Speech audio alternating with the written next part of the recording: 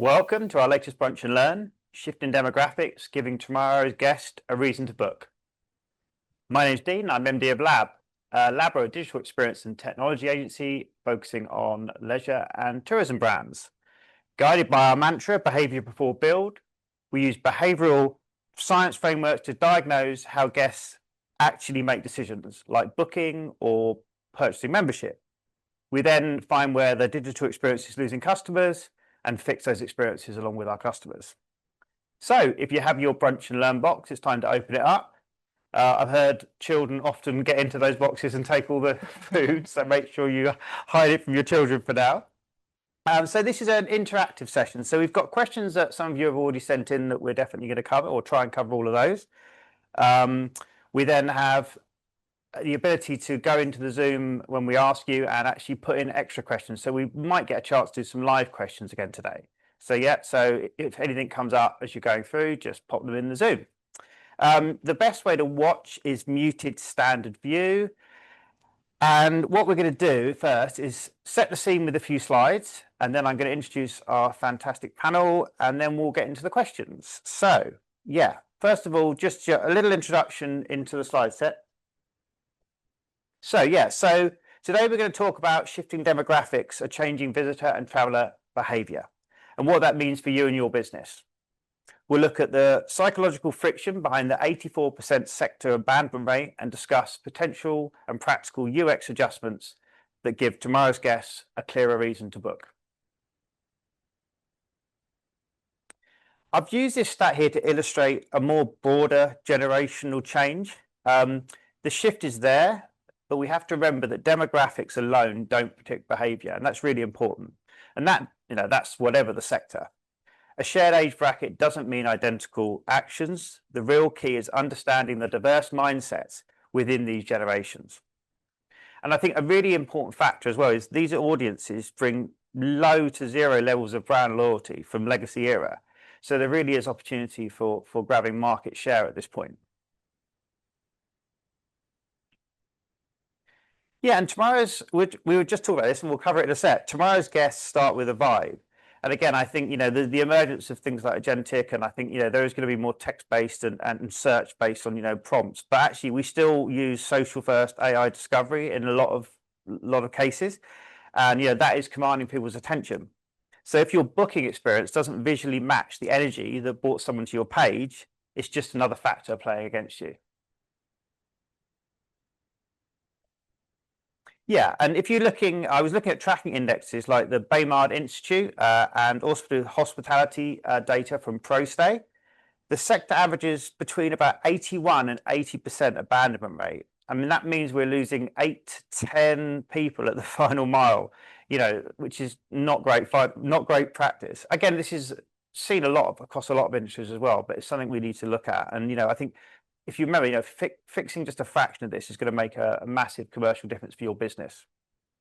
The analytics point on this one is quite interesting. I think, we can look at analytics, but what it doesn't show you is the point that the decision tips. So you could have 5 stages, but you might be losing someone when they come to the website on stage 1, on stage 2. So I think it's not necessarily any one point we need to look at when we're looking at user experience. It's like perhaps looking at the whole journey. And digital experience is not being set by your direct competition necessarily. It's set by the leaders in digital experience globally. Obviously, Amazon is an example here, and there's some really interesting stats on the slide. But another one would be Netflix. I mean, Netflix completely ignores legacy demographics because they are poor predictors of what people actually want. Instead, they group users based entirely on real-time micro behaviors. So what you watch, when you watch, and how fast you scroll. I think, therefore, for me, I think the idea is to, triangulate. You can't ignore your direct competition. They become your baseline.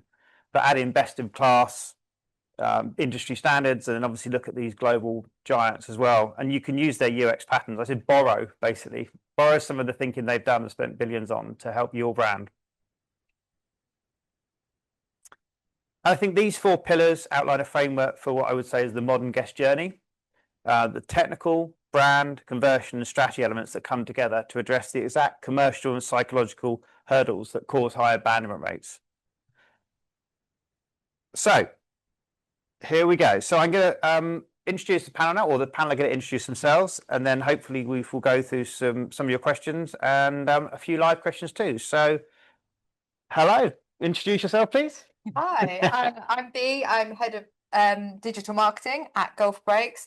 So essentially, I look after the website experience and the digital channels that feed into it, and ultimately get it, hopefully, to convert better. Oh, that's the main aim. But it's also understanding those nuances of why people are on the site and realizing that they're not all there to convert in the moment. So yeah, that's me. Hi, so yeah, I'm Tom Francis. I work at Team Sport Go-Karting. I'm e-commerce manager.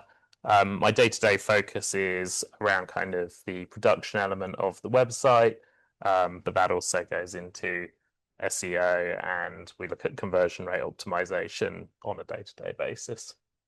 Brilliant. And I'm Becky. I'm not a stranger to Brunch and Learn. So it feels very weird, actually, if you've been to one before. I'm normally sitting in Dean's seat. But I'm founder and CEO of Reflect Digital and CEO of the Human First Collective.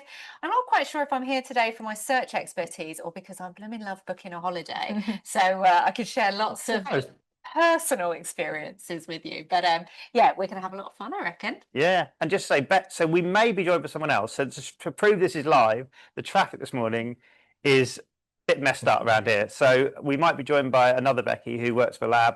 But so if someone just dives in, it's because they're coming late. So yeah, so we've got a set of questions here. The first question is from Dan Stobbs, Radium. And the question is, what's the most common psychological barrier you're seeing across different age groups in booking journeys today? And how do you address it differently for each? So perhaps I'll start with Becky. As you're used to being here, you can go first.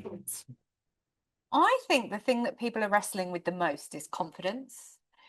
Confidence to make a decision, because actually we're absolutely inundated with information and ways that we can get information, and there's so much. But actually, if we're thinking about our precious time that we might want to spend booking an experience or something that maybe lasts longer at a holiday, it's our money, it's what we've earned, and we want to spend it in the right way. We want a good experience. Actually, we're all living for experiences so much more than we ever have done before, I think.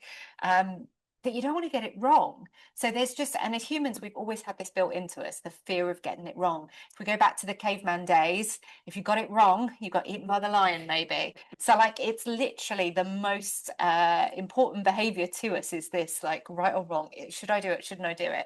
And it's built into everything. And I think it's coming down to, have they got the confidence to book with you? Is it going to be the right experience? Am I going to have fun at the racetrack? Are my friends that I'm booking it for going to enjoy it?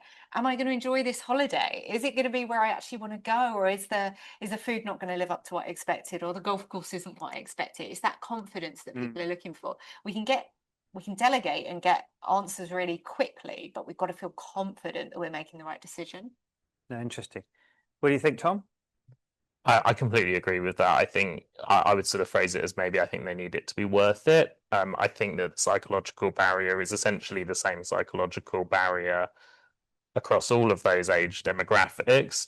However, I think they're all seeking kind of reassurance, but possibly in different ways across different age demographics. So I think if you're looking at kind of a young generation, Gen Z, they're probably looking more on kind of TikTok for influencers, and user-generated content, who they might take as more trustworthy, I think, than the actual brand themselves, potentially. And I think as you go up the kind of age demographics, they're probably looking more for kind of reassurance and kind of trust and security elements of it. Maybe just an easy transaction, making it easy to book, potentially. And they might want to also potentially speak to a human in that journey as well. What do you think, Bea?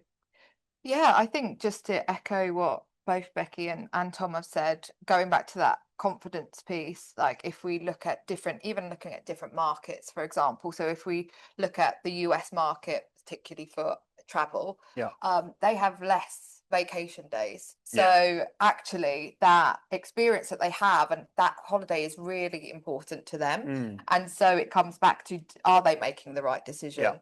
are they confident with the person that, with the brand that they're booking with? And I think also just generally there's been a lot of disruption in travel, if I look purely at travel as well. So Yep. once again, going back to that confidence piece, and then also looking at the age demographic, I do think that with a younger generation, there is almost a kind of a status of like wanting to show off the experience as well. So how does this look to my followers on Instagram or on TikTok, and that, so there's that element, but also that uniqueness as well. Is like, am I getting an experience out of this just beyond travel? What else is there? Like actually visiting a place, what are the experiences around that? So it's almost seeking out that information, and there's so much information, and how do I get to that as quickly as possible? And I think the introduction of AI means that you are exposed to so much, but it helps summarize some of those experiences to almost use that as a booking agent. So I think that kind of helps with the confidence. It's doing all that, a lot of that research for you. So it's quite interesting. I think it's also, though, I suppose it's being true to your own brand and what you're good for and what your audience want.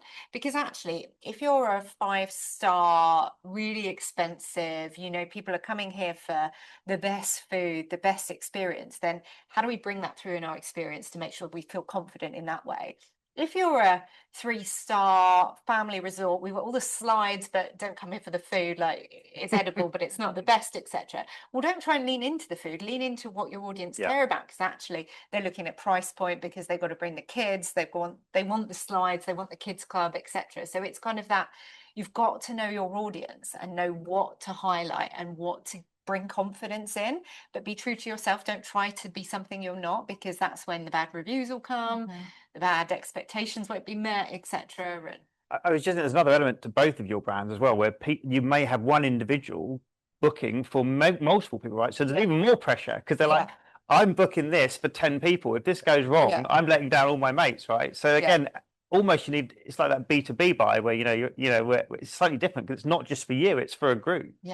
And we all know it's hard to please a group, isn't it? Exactly. Because everyone's got different expectations. No, so therefore the brand has to give you even more confidence. I let my friends down, especially when you're spending a lot of money, Yeah, interesting. Okay, so that's a good start. So the next question we've got is from Lisa, and Lisa's from Travelopia. So the question is, we offer a lot of different ways to pay, but not e-wallets. How important are they now to each demographic, and what is expected in the future? So should we be pushing finance to let us open up Apple Pay and Google Pay? So yeah, e-wallets is interesting. It came up a lot in the research I was doing before this. So why don't we start with Tom on this one? What's your view on e-wallets? For us, they are not a nice to have. They're an absolute essential. We've done various trials with e-wallets in the past. Because we've got probably 85-90% of our audience are coming through on mobile phones. And a lot of that will be Apple devices as well. And as a result of that, we are seeing, I think it's somewhere in the region of 60-65% of payments go through Apple really, that much? Pay, wow. with the predominantly being through Apple. Doesn't surprise me though, actually. I mean, I often don't know where my purse is with my cards, because I'm so ingrained in using my Apple Pay. And if something doesn't allow me to pay with Apple Pay, then I can't complete at the time normally, because I need to then go and find my purse. And often they miss out. I mean, different, like if you've planned the whole holiday and you're going to go, you're probably not going to go, well, because they haven't got it, I'm now not going. But still, you've lost that moment. You've lost the immediacy of being able to go, click, click, smile at my phone, and it's done. It's becoming an expectation, I think so. of it's the nature of just being able to pay, convenience of being able to do it. So people are expecting it, and I think it's really important to then keep up. That's like keeping up with. It goes beyond like a trend, doesn't it? It just becomes a way of life. Oh, it's standard. Again, if you go look at those digital, where do we shop? Amazon, those places, and they becomes your benchmark.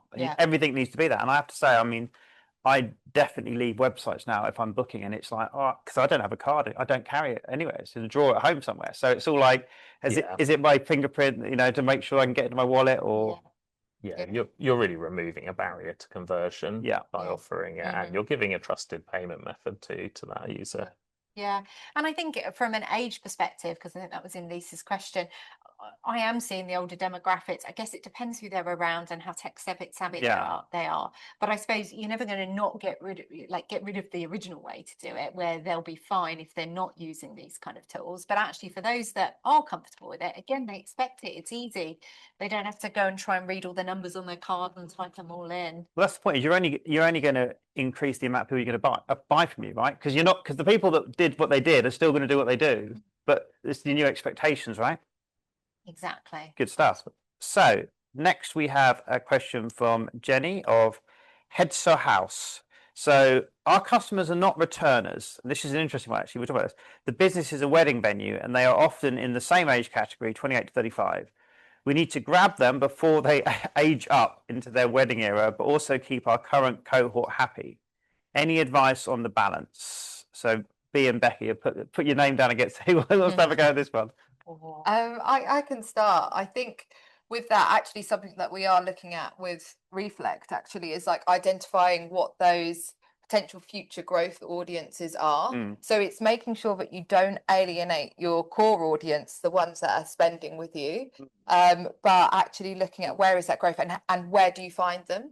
Where are they looking, where are they communicating, what are they talking about, and trialing actually how you sort of start speaking to them, and then you can identify the opportunity for growth through that.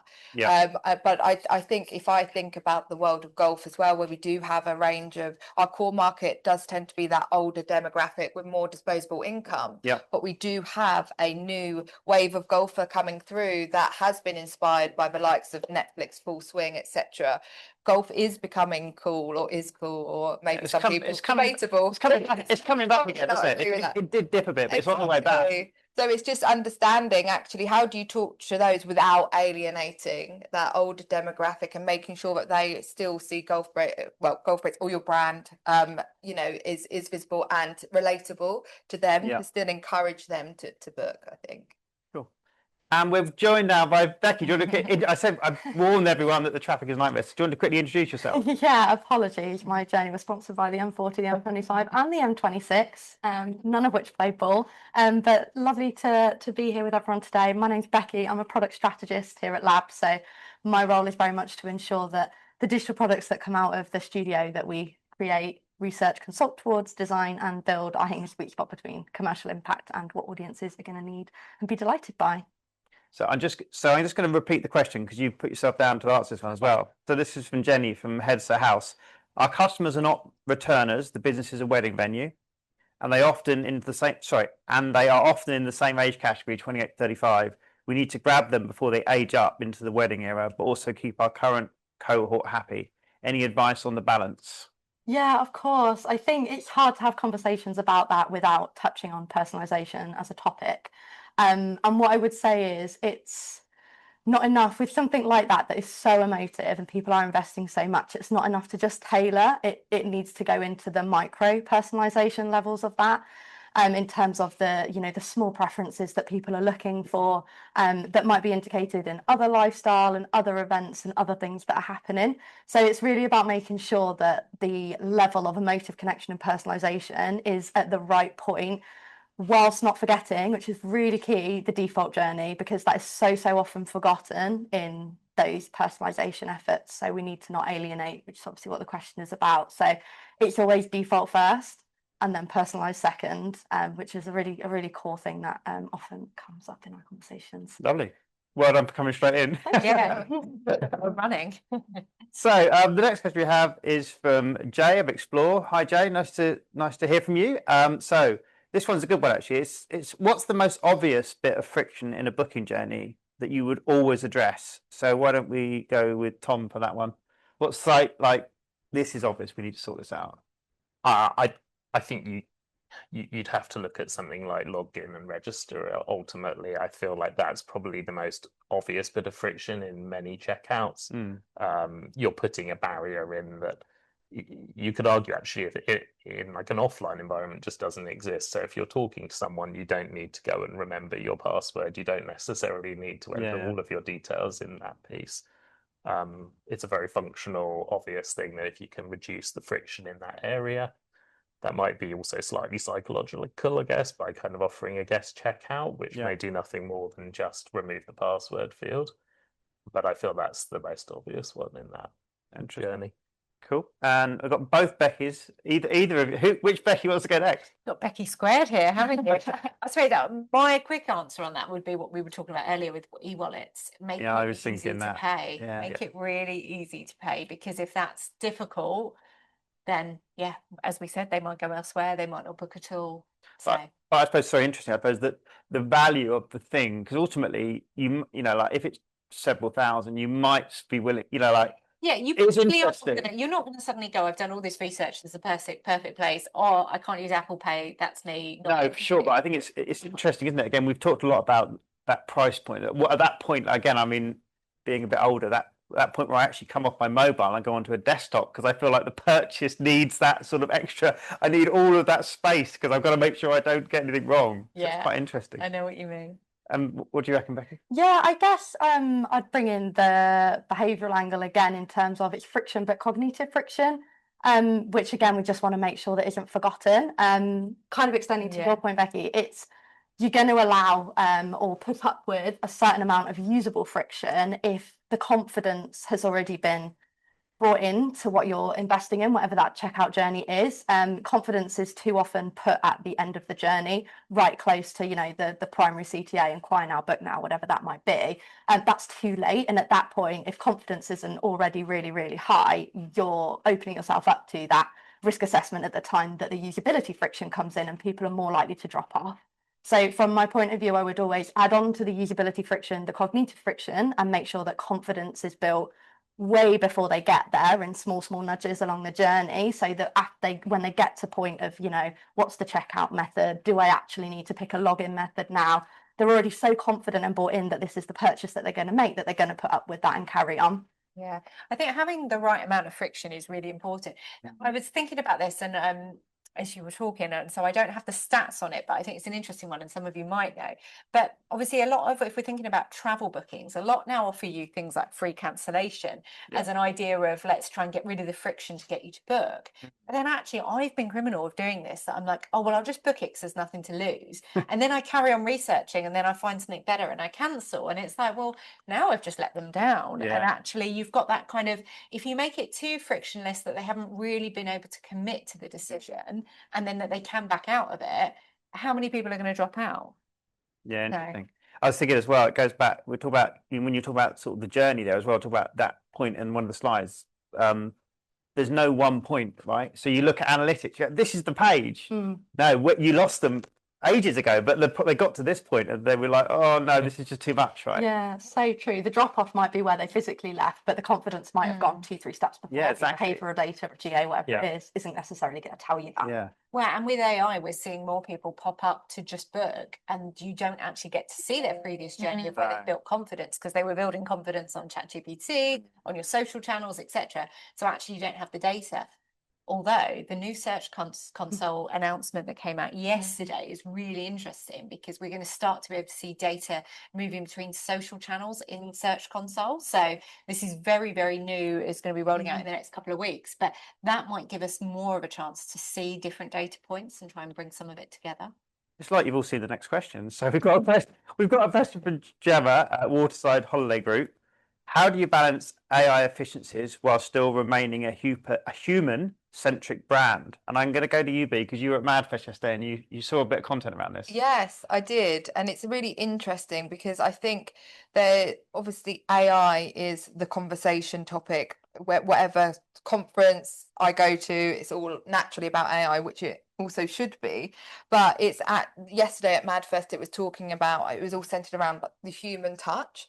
So it's actually, are we going to see this shift where we are so quick to try and adopt AI, and there's maybe pressure from leadership to say, actually, what are we doing with AI as a business? How are we adopting it? How are we using it as efficiencies across the business, but also within our customer communications or customer journeys and etc. And we're trying to jump on that and use it in the right way, but then actually do you risk you losing that human element? And especially in travel, actually being able to speak to someone, some people actually really like speaking to someone on the phone, other people really like booking instantly as well, and it depends on the type of product as well that you're buying, or the type of experience that you're buying, like a cheaper one-night break versus a 14-night South African itinerary is very different. So the human element is really interesting, and it's like, how do you make your brand memorable? And a lot of that is actually through the human behavior as well, of what people are experiencing with brands. And it was actually someone from Virgin Travel who was sharing this and what they are doing there in terms of making their brand memorable. And there was an example where they had this specific scent that they use throughout their cruise ships, and then they actually use that throughout other touch points. So if people in their office, they have the same scent, etc. So, and people are connecting with that and making it memorable. So it's, how can we make our brand stand out? What is it against all the noise and all the static that's out there? How do you make your brand memorable? Which is going to be a challenge for all of us, I think, of how do we make sure that we don't become this faceless brand where we're relying so much on efficiency and all the interactions through the site. Like, what are those other touch points that we can use? I think you're right. I think the key thing there was choice as well, right? Because again, we've got different demographics. Some people still want to pick a phone up. Some people still want to do it in a certain way. It's giving people the options, especially as we're looking for new markets. We need to give new markets. You know, again, they are buying differently, but let's not forget that some people. I'm still want to pick the phone up sometimes.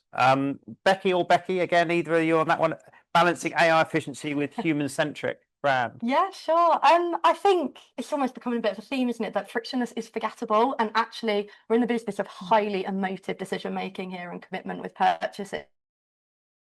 So just the frictionless isn't going to be what stands you apart. And the context of that with AI is, as with all technology, and we need to not forget this, it is the tool, not the answer.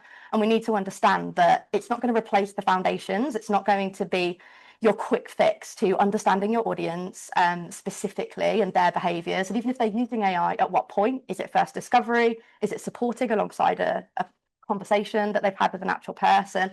So just skipping to it isn't the answer and going to solve everything. And it's also not going to fill in for those other really, really core roles of digital, which is still things like connecting physical and digital again in this space. So I think it's really important not to jump to it, which might be an odd thing for me to maybe say, bearing in mind, obviously, we're working with it a lot. We're very excited by it in various different products and scenarios across the sector. But I just think it's important that we don't run to it. And that is obviously very pertinent in terms of keeping the human element.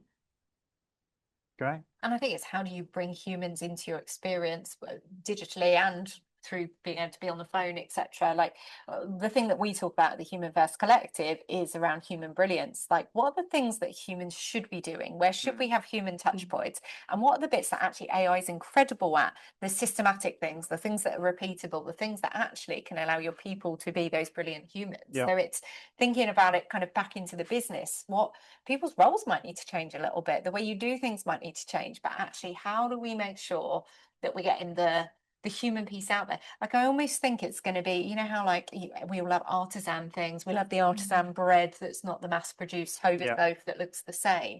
It's, people are going to want to feel and see those touches and feel like it. It's almost, I saw someone the other day had done there was a spelling mistake on their LinkedIn post, and I was like, oh, I wonder if they did that on purpose so it looked more human. I reckon there's people doing that, definitely. Because otherwise you're like, oh, if it just looks too perfect, then it's almost like, oh, maybe it's too good to be true, maybe it's not real, maybe they don't know that, like, etc. It's like, actually, I want to know, what's the Becky stamp on it, what's the Tom, what's the B, what's the Dean, like, how do I know this is really from that person? Yeah, no, it's interesting, good stuff. So the next question, I think Tom will probably got to have a say on this one. So if I'm tied to a third-party booking platform with known frictions but don't have the budget to switch provider or build a bespoke solution at the moment, what might I be able to do to improve the experience with what I've got? Yeah. So yeah, this is somewhat of a lived experience, I suppose. The biggest challenge we come across with brands is booking systems? I think there's a number of things that you can do to approach this. The first part of that would be to look at the start of the journey. So before you even go into the booking platform, there is a myriad of things that you can do to improve the user's experience before you just hand them over for the transaction, essentially. So we have, for example, kind of given a new way of browsing through our go-karting experiences so that people can kind of understand what's available at that location on that date for their group size, be it kind of adults or kids. We try and give them the information they need, whether it be from sort of what ages kids can go kart, that kind of thing, before we kind of hand them off into the functional part of the journey. Beyond that, there is other things you can do, such as payment providers we already talked about. You can help with that part of the journey by integrating different payment providers. And we've also done things like A/B testing as well. So we've got an A/B tool that sits above the booking journey. So we can test elements and optimize elements based on real data. So it is possible.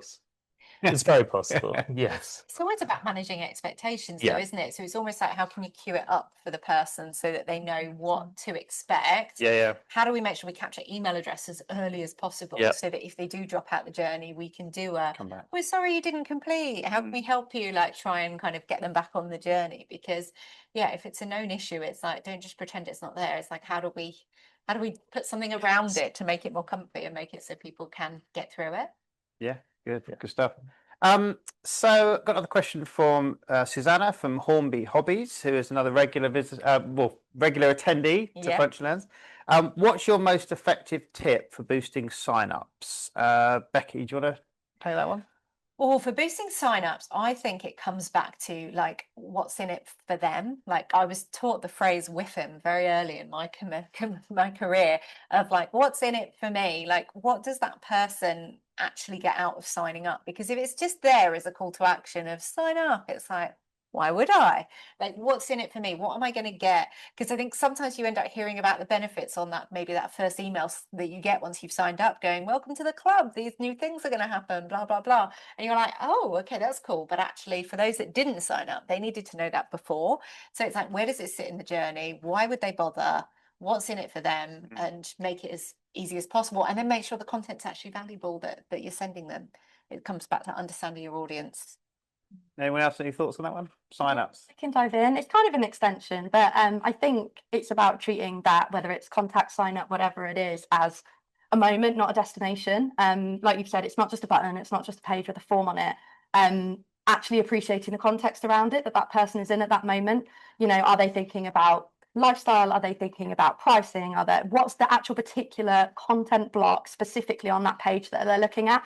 Because then you can contextually phrase it to, you know, actually sign up to gain this price, or frame it with a question of, are you interested about saving X amount? So you're giving the contextual proposition as opposed to a blank destination that doesn't have that. That contextual framing has more of an impact than the button itself very, very often, and have a huge increase on form starts. Cool. Also, this doesn't address increasing sign-ups, but it's actually making it relevant in that moment. So one of my biggest frustrations is if I've clicked through from an email to the website and then I get an email sign up pop up. Yeah. And it's like, well, I'm already signed up. So why am I seeing this? So it's just making sure that you're using your data to personalize that experience as well. So you're not necessarily going to get extra sign-ups for that, but it just helps improve that customer journey, because I find that really frustrating personally when that happens. Good stuff. No, interesting. The next one goes back to something we've discussed a few times, and anyone can sort of chip in on this one. So analytics can tell us exactly where a guest drops out of a booking funnel, but not the why.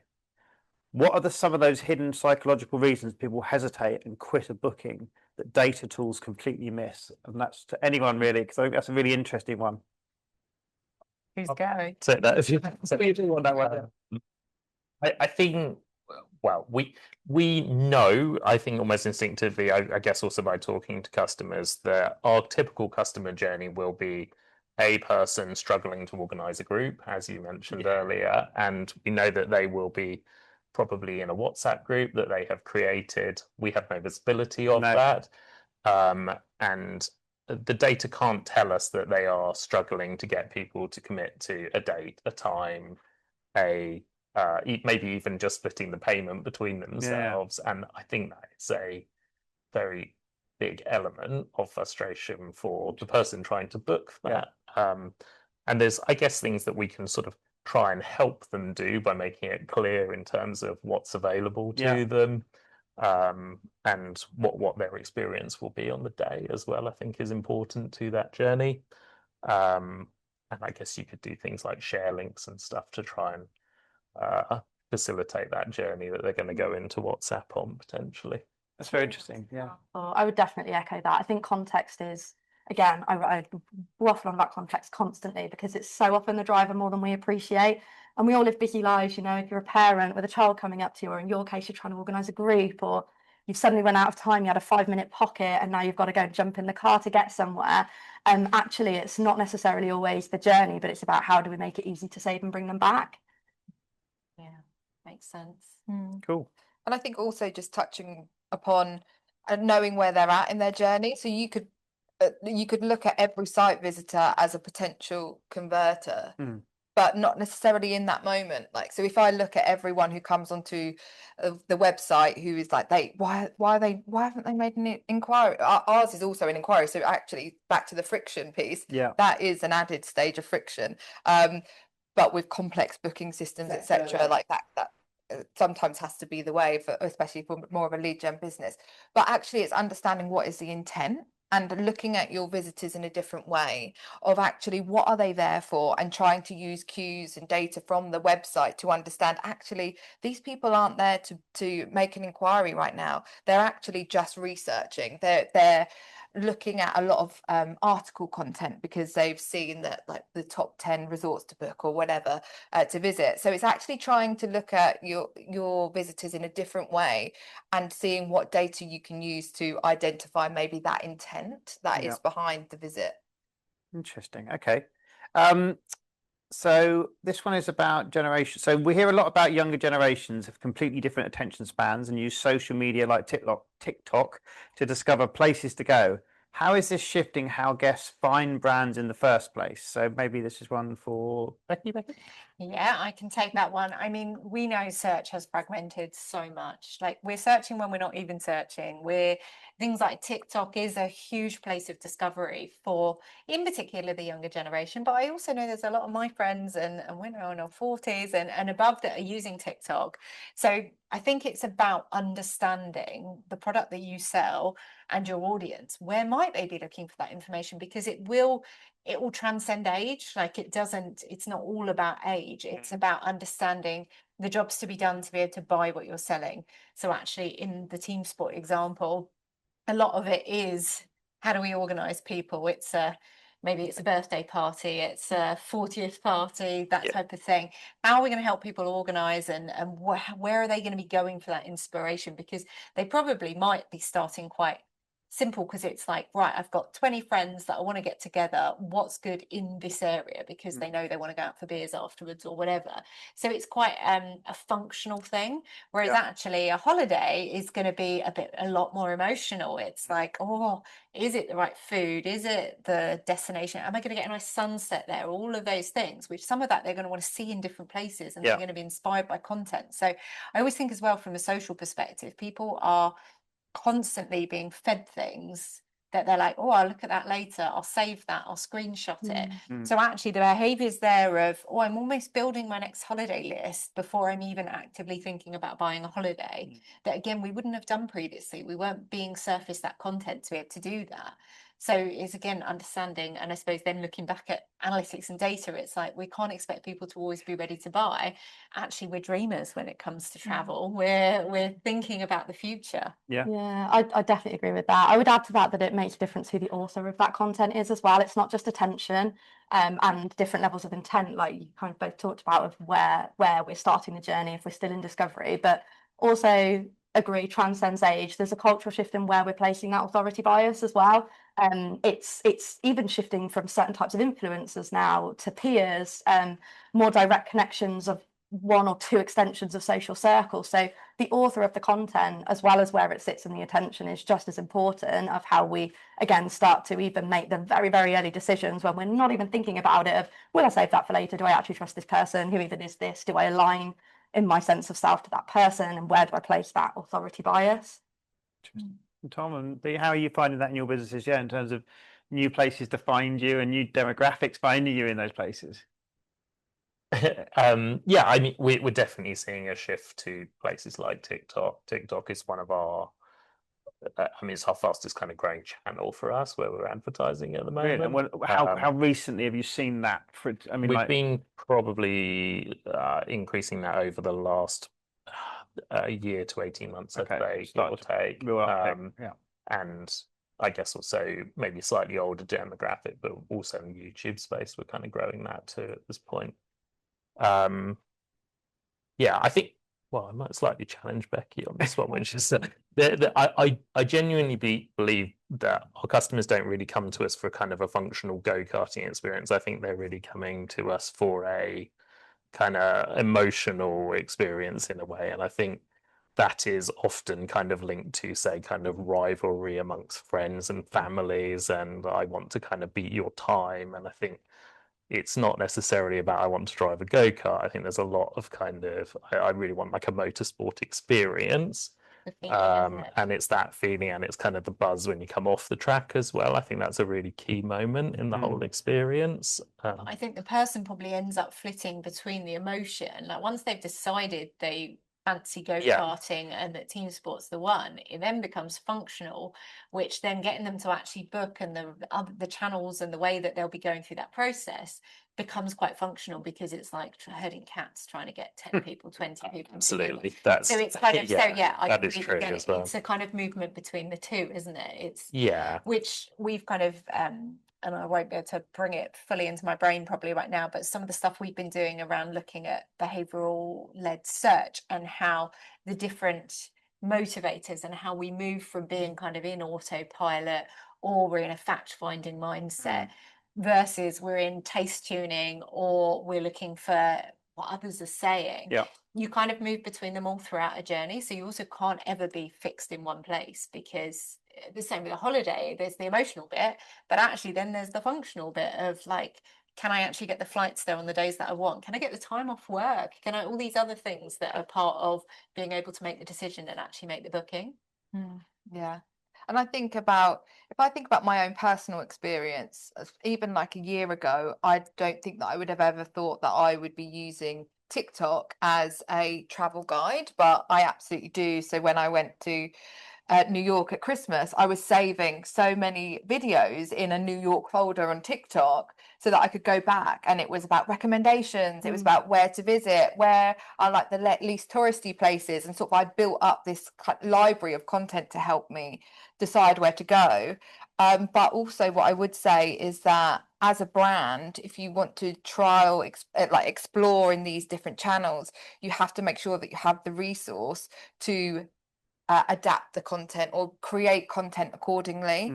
There was an example of I think it was a cruise brand where they had put out a video on TikTok that they had seen perform really well on Meta, but actually the TikTok audience, they did not respond well to that content at all, because it was AI generated, and actually that audience, they did not like AI generated content. So it's really interesting if you've got the resource to be able to commit to a specific channel where you think that your customers might be, or how do you trial that, because it's just weighing up that resource as well. Like we've only got so much resource, how much do we commit in this channel where maybe we don't have the audience? And so it's actually, so like, is social listening, where are they, and is this the right channel for us, or should we be focusing more of our efforts in Meta, for example? And that's gone. Oh, sorry, I was just going to say, but then it's like, how do we measure impact? Because actually I can imagine people in a business then going, okay, cool, so you want to make all these videos, but how am I going to tie that back to revenue?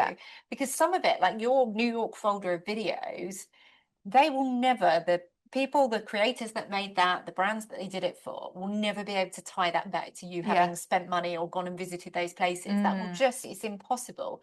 But it did influence you, and it did make you go to some of those places you wouldn't have done otherwise. So we also need to kind of be able to step away from some of the data-driven stuff that as digital marketers we've got obsessed with, to be able to go, actually, sometimes there's a really good feeling here that I know that this content is serving a good purpose, but it's hard to then get the investment in doing it all because it all needs to be bespoke. Yeah. Interesting. So we've probably got time for one more question, then we're going to go feedback, then we go killer question. So I've got one here. I think this is one you'll like, Tom. How do you influence user behavior to maximize utilization at quieter times? Probably something you have experience of, I suspect. Yeah, I think so. This is a challenge for us. So we see most people wanting to come on a Saturday afternoon, for example, and when they search on our website, they will generally search for the Saturday afternoon that's coming up, or they will search for on the day. And I think there is a number of things that you can do. So you can try and tap into audiences who might be available at those times. So it's not a great example, but something like a toddler morning. We can't really do toddlers because they can't go in go-karts, but a toddler morning would be a good example of this. Or you might say maybe have kind of something for people who are retired within those kind of within those time slots that you want to fill. I think that's important. I think it's almost too easy to jump to price incentive as well. I was going to say, because I'm not sure that that's the best option here. We do offer things like student discount and blue light, but I'd be more akin to what value can we add to that audience. So can we give them, say, more racing as an incentive to come go karting at a quieter time of day? Interesting. Anyone else any thoughts on that one? Or how do you influence? Yeah, again, you've got gaps in your bookings. I suppose yours is more in terms of seasonal, I suppose. Exactly, yeah, it is. It's more in terms of seasonal. So it is just understanding. So if we look at December, for example, that is a much quieter time for travel. Everyone's at Christmas parties or they're with family, and it's all about that time. But then it's just understanding that when is the right time to actually up communication, and that would maybe be just after Christmas, where you have got the family together and maybe they are talking about their next sort of travel break together, because actually having people in the room together is probably one of the best times to be able to book. If it's anything like trying to get a date with a group of friends, it can be so challenging. So it's just understanding the moments that it is right to jump. So you don't necessarily have to we don't wipe out the whole of December as a write-off, and then actually we look at launching our January campaign earlier, for example, which is a key booking month. And also it's maybe looking at what else could you do to maybe nurture the customer more in those months that they're not thinking about booking. So actually, is there an experience that we can provide them? Is it in the form of a customer golf day, for example, or something like that, and actually use that downtime in a more positive way to give back to customers is maybe one example. It doesn't have to just be solely focused on booking. It's maybe looking at that longer term view of actually this could actually provide loyalty in that moment by just spending a little bit more time with customers. Cool. So the killer question was from Ellie Brown of Just Go Holidays: what booking and discovery trends will shape the next 5 years? So I'm just going to go across. So B, what do you think? So I've already touched upon it, but I do think that obviously AI is going to play an important role. It's rapidly changing at such a rate that we're all trying to keep up. The reporting tools are trying to keep up as well, and so it's actually quite difficult to really understand the role that it plays. But if I look at what we're seeing, people that are coming to our site through LLMs, ChatGPT, Perplexity, etc., they are coming more qualified, as in they seem to have done their research and they're in a stage to be able to convert. They've compared us to competitors. They've seen why they should be booking with us, etc. So I do see the opportunity there, absolutely. And if you can grow those volumes, obviously you can see how that improves conversion. But I do go back to the point that we cannot rely just on utilizing AI and providing that experience through that. You have to have the human touch as well to make your brand memorable. Cool. Tom? Yeah, I completely second that. I personally think that we're going to see a lot more in the way of agentic AI coming into play here, where I really see a world where people are essentially talking to AI here.